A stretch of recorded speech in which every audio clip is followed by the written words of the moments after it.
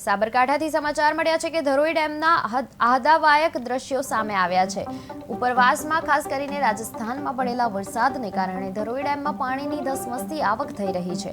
હાલ ડેમની જળ સપાટી 619 ફૂટ સુધી પહોંચી છે, જ્યારે કુલ ક્ષમતા 622 ફૂટ છે। 1,07,000 સતત ક્યુસેક પાણી છોડાતા સાબરમતી નદી ભયજનક સપાટીએ વહી રહી છે।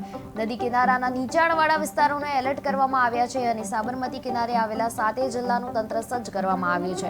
ડ્રોન કેમેરામાં કેદ થયેલા ધરોઈ ડેમ અને સાબરમતીના નયનરમ્ય આકાશી દ્રશ્યો હાલ સૌનું મન મોહી રહ્યું છે।